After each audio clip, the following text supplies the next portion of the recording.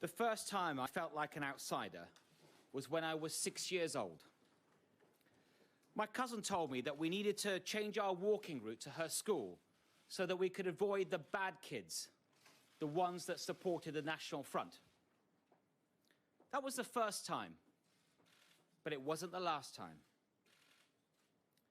When I was at secondary school, the other kids told me about their summer holidays. I'd only ever go to Rochdale on holiday.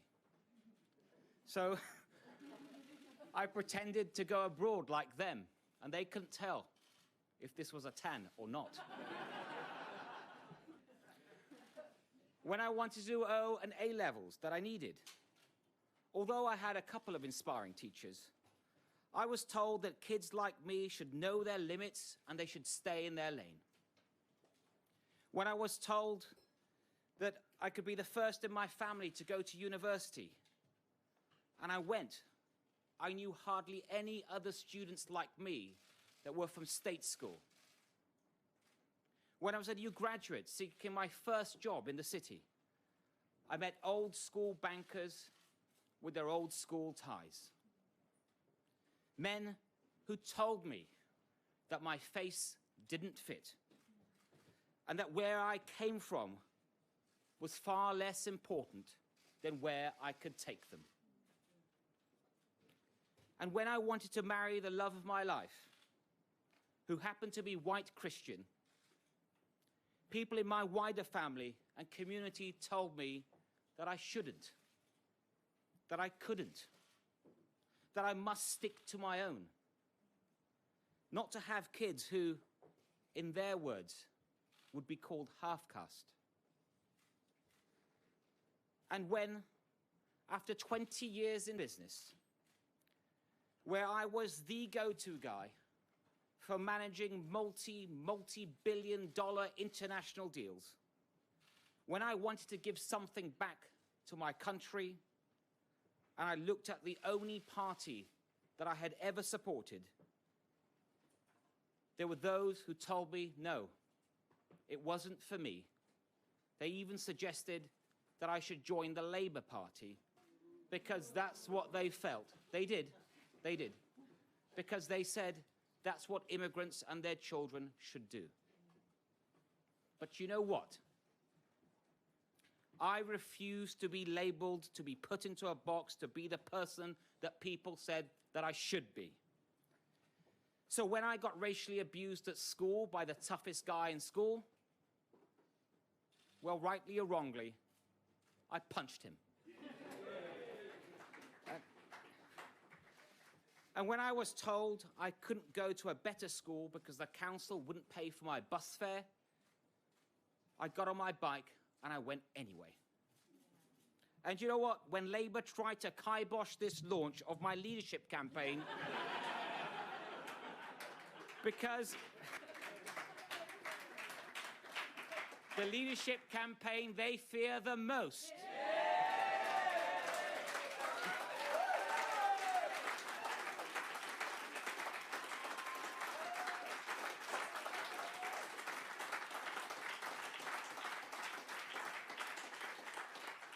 They failed, and here we are. And can I thank you all for waiting, for persevering.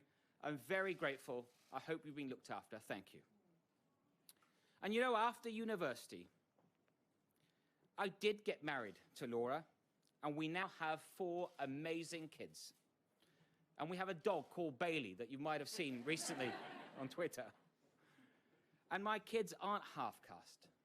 They're not half anything. They don't even know the meaning of that word. They're full British, and they are playing their role in modern Britain.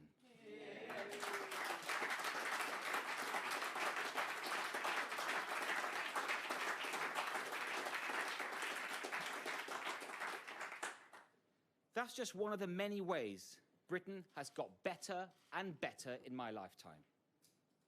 And these are just some of the barriers that I've broken through in my life. So I'm used to people telling me what I can't do. I've always been more interested in what I can do, because I know what I can do. And I'm optimistic and determined that what we can do together as a party to break through the barriers that people say can't be broken, to heal the divisions people say can't be healed, and to make post-Brexit Britain the success that many naysayers say it never will be. That is why I have put myself forward to be the next leader of the Conservative and Unionist Party and the next Prime Minister of our country.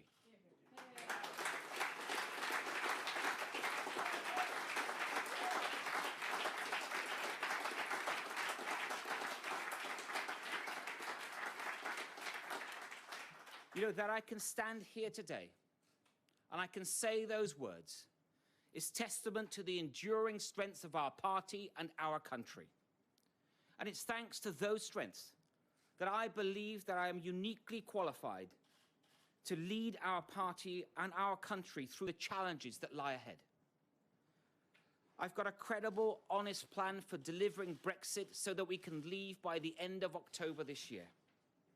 And I've got the background, the ideas, and the positive vision for the future that will help bring this country together and keep Jeremy Corbyn far away from 10 Downing Street.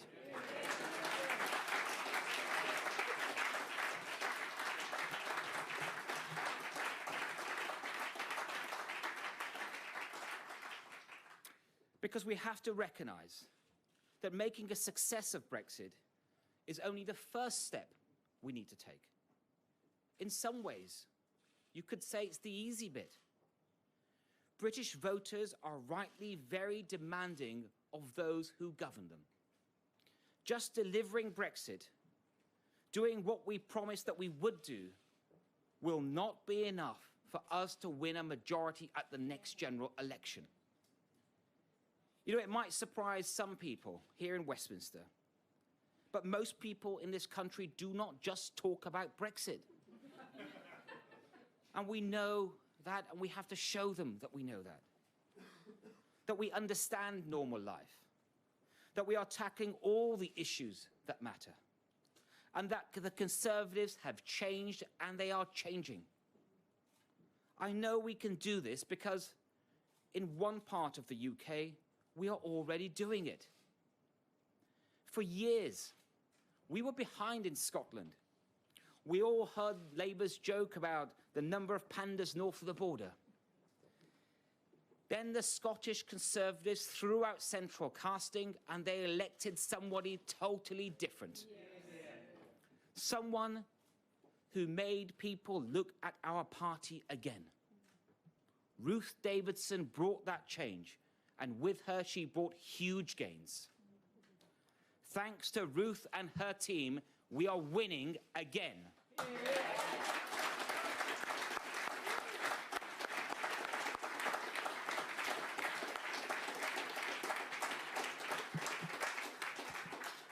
In fact, without them, this would be a contest for the leader of the opposition, not Prime Minister. I'm so proud to have Ruth on Team Saj, because the change that she's brought to Holyrood is the change I will bring to Westminster.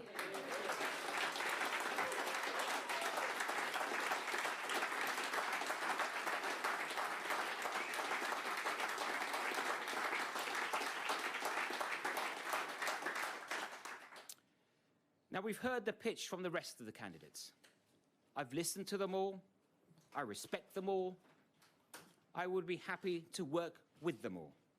And I really want to see Mark Harper referee that fight between the lion and the bear. But I believe now more than ever that at this moment, as we face the challenges that are unlike any that we have faced before, this calls for a new kind of leadership from a new kind of leader. A leader is not just for Christmas or just for Brexit. We can't risk going with someone who feels like the short-term comfort zone choice. We have been in power now for almost a decade. At some point in the next 3 years, we're going to have to face our 4th general election and try to win a majority. And that will be after only winning one general election majority in the last quarter of a century. And that was only just. A win that was achieved not by galvanizing a narrow base, a base that, let's be honest, is getting narrower all the time, but by building broad support across the country. Now, we can rebuild that appeal. We must. We just need to show the public that we have changed and we deserve a second look. We need tomorrow's leader today.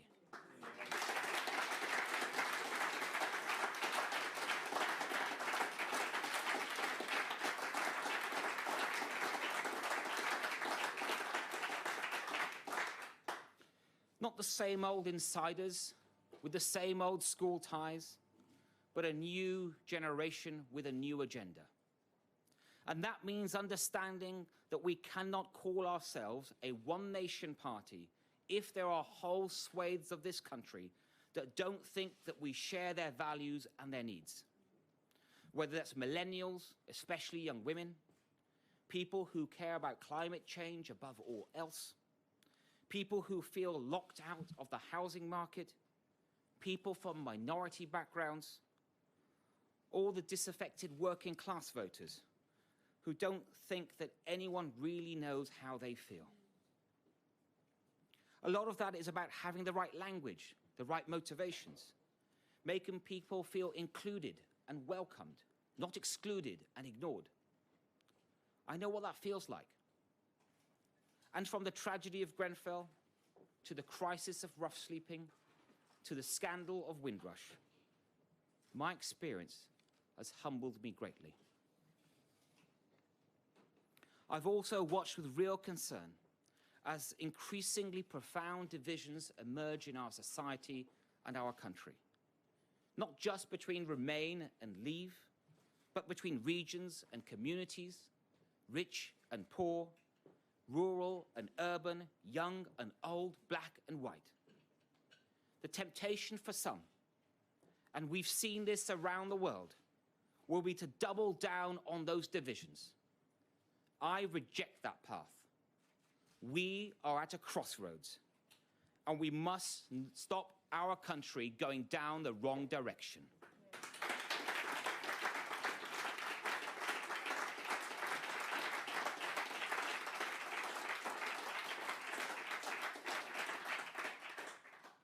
Now, to do that, we need to understand that we won't deliver on the referendum result simply by leaving the European Union. That the vote to leave wasn't just a critique of the Brussels establishment, it was also a critique of the UK establishment, against a system that feels increasingly rigged, and against a world where people feel that our best days are behind us. And it means understanding what we have done wrong as a party and as a government. Because we have been too timid too often.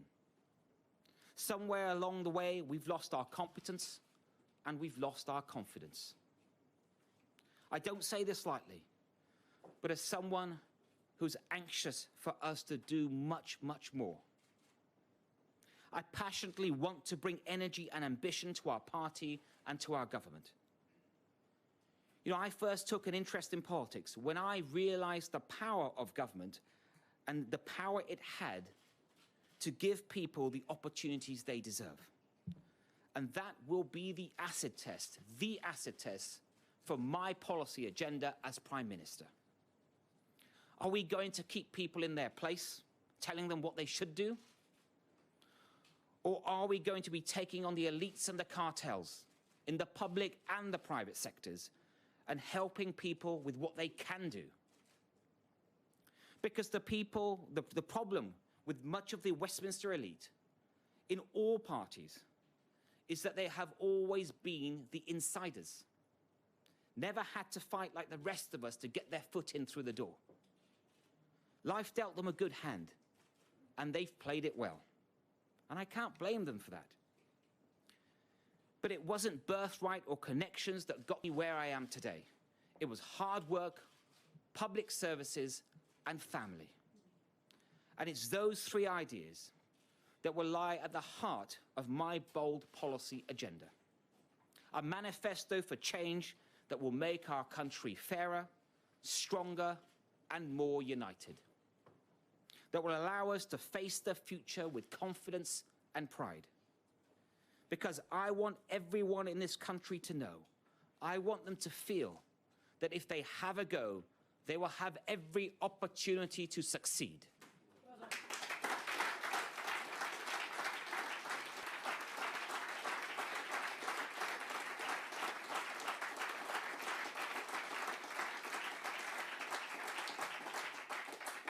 And that means world-class public services and bringing people together as a stronger and more cohesive society.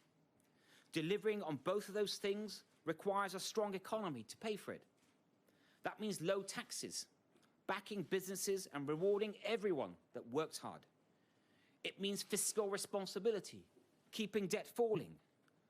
And it means we need to invest in growth. That is why I've outlined plans for an ambitious new £100 billion national infrastructure fund, taking advantage of some of the lowest interest rates this country has had for centuries, investing in projects that will create jobs and ensure that the British economy is fit for the future. The fund will be based outside London, with a core aim of rebalancing our economy, investing in all parts of the UK, because a more balanced economy is the key to a more prosperous and united country. Now, I know that talking about growth can feel a bit removed from ordinary life. One of Jeremy Corbyn's top advisors even wrote a book complaining that people are obsessed about talking about growth. Well, I'm not ashamed to say I am obsessive about growth, because it gives families the security of a regular income and the knowledge that our world-class public services will always be there for them. You know, for me, public services have never just been the names of government departments. They were my lifelines. The teachers who made my career possible. The police officers who kept us safe when the street I grew up on became a centre for drug dealers. The NHS that cared for my father in his dying days. These aren't just numbers on a spreadsheet. They are the beating heart of our country, and they deserve a Prime Minister that truly believes in them.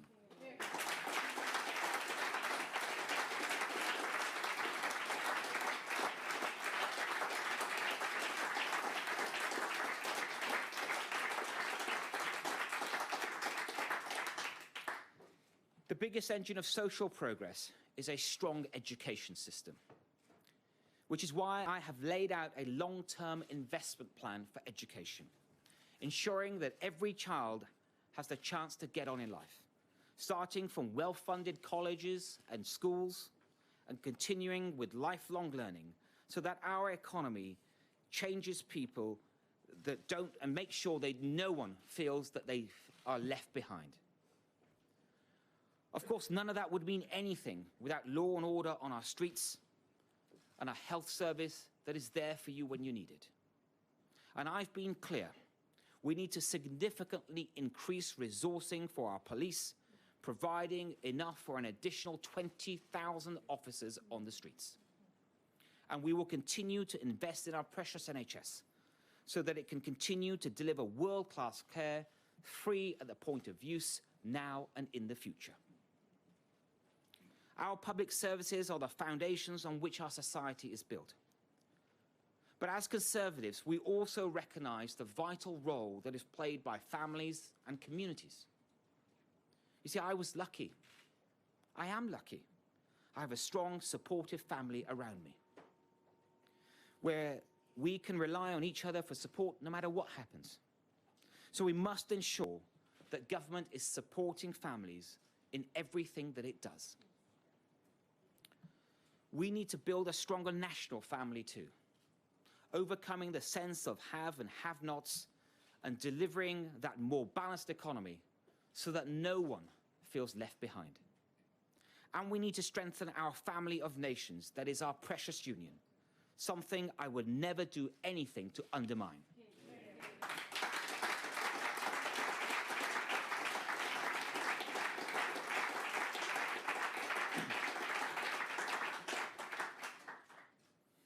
It is almost 2 centuries since the idea of one-nation conservatism was coined by Disraeli. It's not a coincidence that it took a bit of an outsider to understand our strengths and weaknesses as a country and as a party.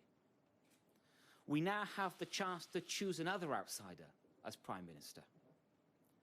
And we have many opportunities to seize as a country if we have the confidence to do so. Our party and our country have a great past, a past of which we can be very, very proud. But I am less interested in the history books than in the stories that are yet to be written. I believe in my heart that if we can unite as a party and as a country, our best days do lie ahead of us. And I speak with feeling about our party because for me, it was a choice. And I speak with feeling about this country because for my family, Britain was a choice. They came here for freedom, for security, for opportunity, and for prosperity. And it's because of these strengths that I've always been an optimist about Britain's future. I feel a responsibility as their son and as a child of this country to help secure for this generation and future generations all that it is that makes Britain a beacon for the world through Brexit and beyond. Thank you very much.